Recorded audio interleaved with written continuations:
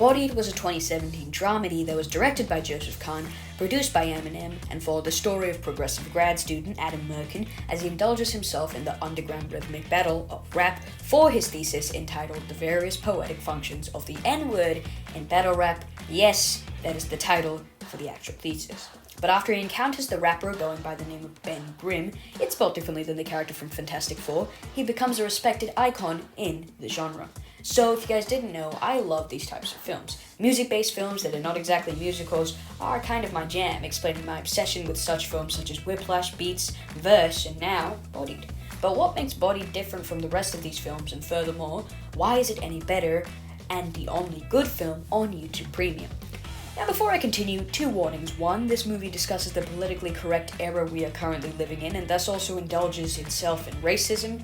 So trigger warnings for basically any homophobic, sexist, racist, and basically any word ending with ist words coming up, as the movie says all of them, which is what I kind of appreciate. Not the meaning behind the words, what it says, and their aforementioned sexist and racist terms, but the fact that it does not shy away from them in order to spread a clear message. 2, spoiler alert for Bodied ahead. Alright, now we are done with that, let me quickly run through what we'll be covering in this video that makes Bodied such a good film. We'll be running over how it stands out amongst other videos and shows on YouTube Premium. We will then be going over the who, what, when, where, and why test. Then, to wrap it up, we will analyze it as a film and see why it works and doesn't at the same time. So first up, why Bodied stands out among the rest of the other films on YouTube Premium. So, in order to see what makes it so different, I'll be quickly running through a comparison between Bodied and, let's say, another movie on YouTube Premium, Ghostmates. But in order to do that, let me give you a quick run-through of Ghostmates. Ghostmates was a 2016 comedy film that was directed by Jack Henry Robbins, and to literally quote the description for the movie on Google, because I cannot be bothered to create a creative and original description for this movie, things are looking up for socially awkward, unemployed Charlie, and when he finds a great news furnished apartment that comes with everything, including Eddie, the obnoxious, self-involved ghost, he must help him complete his last request to Earth to leave Earth.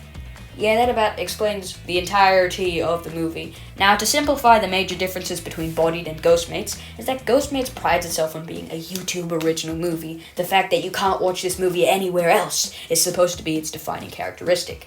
And it is, but they indulge themselves into the YouTube persona of it all way too much. It focuses on its star power, having Anthony Padilla and Ian Haycox and, well, T-Pain for some reason, instead of its story and how it presents it. However, with Bodied, every single shot of it is filled with oozing intensity, at least the ones it used to present this are. And they are not the colors for the sake of the colors, but they are relevant to the film. Look at these small sequences where Adam clicks on racist stuff instead of the light material. When he says the stuff that he thinks is fire against Prospect, it horribly fails. So when he starts using the racist stuff, the crowd goes wild. I do have a puppy in my bag. I'm delivering your takeout.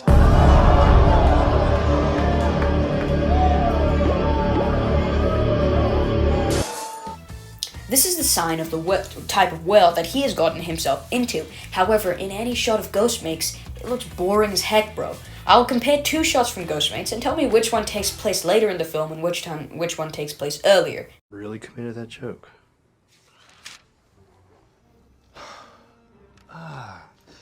Hey, buddy. Look, sorry to interrupt, but the open house is over. Today's scene is the most important scene any of us have ever shot in our entire lives.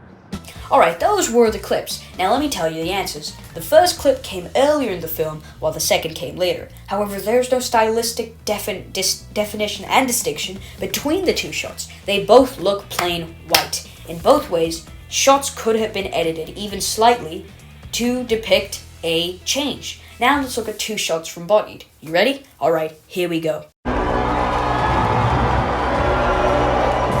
think you're a supervillain?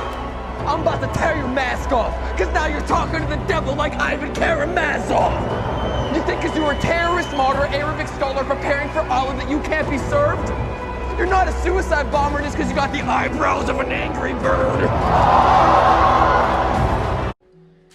So let's see your Drakes and your Nicki Minaj's drop a philosophical paradox that complex. Thanks, guys.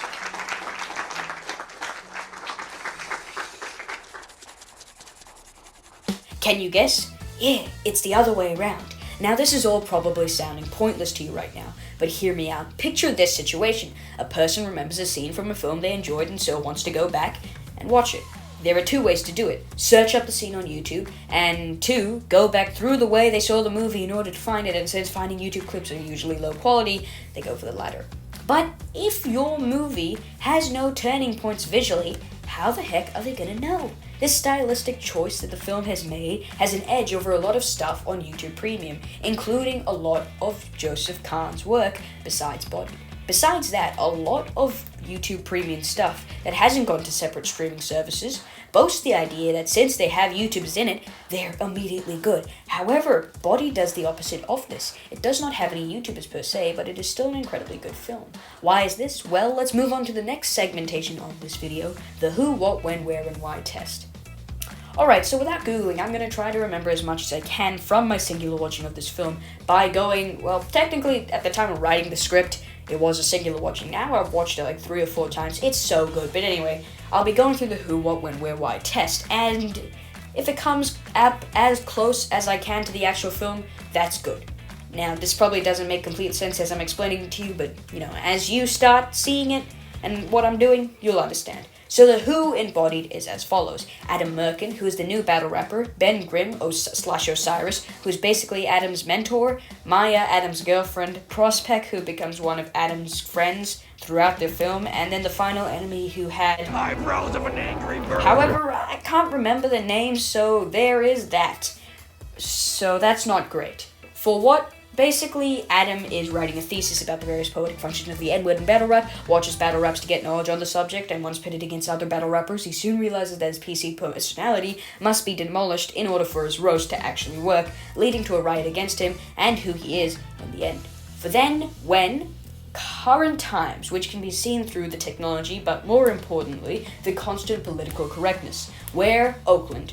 Why? Well, this can be interpreted in 2 ways. 1, Joseph Kahn had wanted to spread a message about our current area, and 2, because the fictional character, Adam, needed to write a thesis propelling him into this world. So for that, in total, the thing passes the who, what, when, where, and why test with flying colors. Now for the Google, Megaton was the villain's name. Alright, now for the analysis. This film is incredible. Why? Well, there are a few aspects going into a film. Visual, story, acting, and dialogue. Now that it's broken up, let's dive in. Let's start with the visuals in this quick fire, which, by the way, are gorgeous. This movie seems to be black, white, and colorful splashes of gray when you look at the posters, or at least that's what it seems. However, in the first scene of the film, we can see that these dark colors are used to the film's advantage, as by using white, the color stands out amongst the rest. Furthermore, it is not the only color for the sake of color. These little drawings the rappers are creating are in adjustment to the very vivid visualization of the wordiness that the rappers create.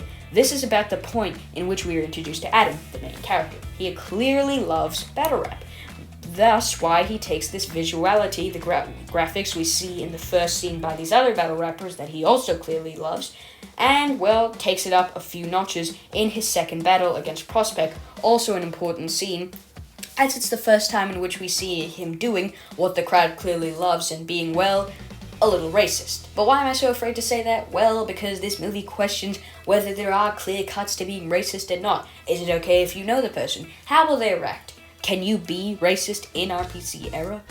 So, it is with that in mind that I question the validity of anything I can and cannot say. Anyway, these glorious graphics is also relevant to what is happening. As I previously said, once he says a few racist things, we can see through his graphics, or these graphics, that he purposefully used the racist lines of himself. He knew that not to use, previously showing his character change from who he was before, and his slow change into this different person. Now, besides the graphics, this movie just looks good. Now that we've covered the visual, let's move on to the story. I've already given you quite a brief rundown of the story. Grad student Adam Merkin is quite progressive, and when writing a thesis on battle rap, ends up becoming one only to change his life for the Well, it depends how you see it. Now, why is this good? Well, first I need to mention one thing that was kind of bad about the entire film. For all let's talk about PC culture, we never really know Joseph Kahn's take on the topic. That being said, the story is kind of groundbreaking in its questioning of all these typical things that we would otherwise be too scared to answer, and question in the first place. The trailer for the movie gained a lot of traction, but was apparently really hard to do as it kept getting pushed back by standards due to how, well, as I said, racist, sexist, homophobic, transphobic, all of those things that the movie attempted to do to spread a clear message. So why was it such a good movie? Because it elaborated on an otherwise simple plot with great execution. Now for the acting. This movie is filled with performances from all of the actors. Let's take the example of Callum Worthy as Adam Merkin, and man, this guy was great in this film. Not only was he brilliant himself, but he was absolutely fantastic with others. Straight up, just look at his face movements in any single part of this film. You can legitimately see every single thing this character was feeling throughout the film, from an eyebrow twitch to a mouth movement. This dude is great in this film. Not only to mention him, but to elaborate on him working well with others, let's take the example of this scene here. Let me just show you this, because it makes me laugh out loud every time. Hey, I'm just glad you know that I'm not racist for real. I was worried about that. 인종차별 양키 새끼. Thanks, man. Yo, I got a female buyer that wants to make your acquaintance. This is Adam. He's been the homie from way back. I pretty much introduced him to the game, you could say. I really loved your performance.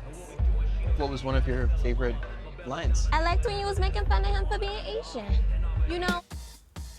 Look at Dumbfounded's expression afterwards along with Callum's. They just go along so well with each other, as characters and as people, I guess. I'd also like to mention Jackie Long as Ben Grimm. Here, as in this final battle, I was physically scared for my livelihood by this guy's aggressive face. And in the famous N-word scene, he goes well with Callum as well. Finally, dialogue. This movie is a comedy and it is hilarious. It is fast-paced but doesn't leave you confused in what you just watched. It doesn't waste time but puts time into things that do matter. It is so delicately put together that it's almost perfect in its execution. The dialogue is really funny in this film, is my point. Now, I won't play much of the dialogue or anything like that, but it's written excellently. And to be 100% honest, I legitimately cannot be bothered to keep writing the script. So to summarize, Bodied is an absolutely spectacular film.